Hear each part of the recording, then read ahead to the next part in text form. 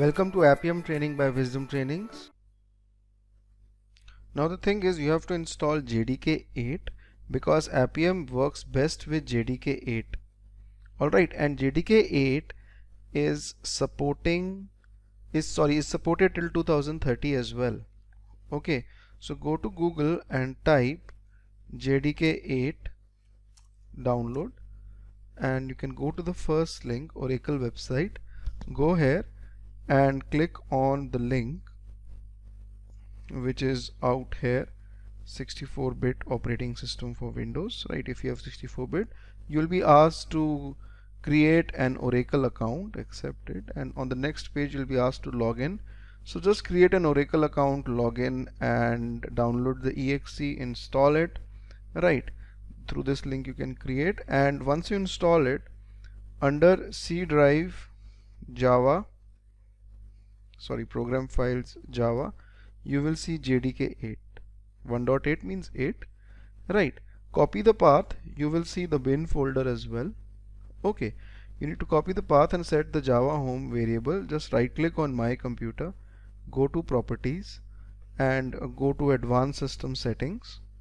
Fine, you will see environment variables button. Just click on this and create a new environment variable from here known as Java home, capital Java underscore home. Give the path of JDK. Okay, and scroll down, you will see a path variable. Edit that variable. In Windows 10 you will get a screen like this. In Windows 7 or 8 you will get it like this. Okay, so in Windows 10 you create a new path, give the path of JDK followed by bin folder.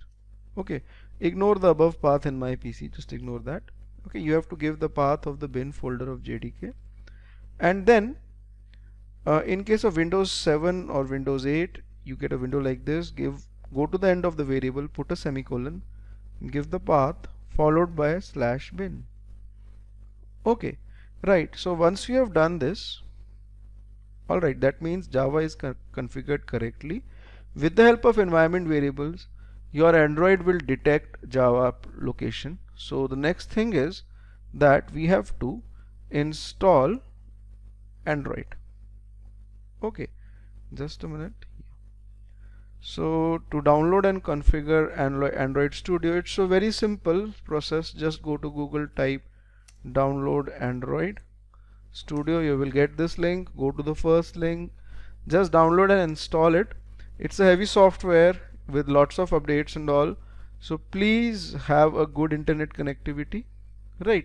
So it will take some time to install, and once you are done with the installation, just you can start Android from here.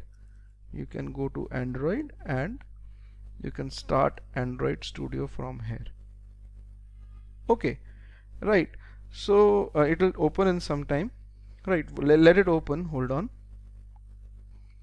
So this is Android Studio. Although we will not be writing the Appium code in it, but with this you can manage Android, update Android in your machine, and as I told you, Android is important for Appium to work properly.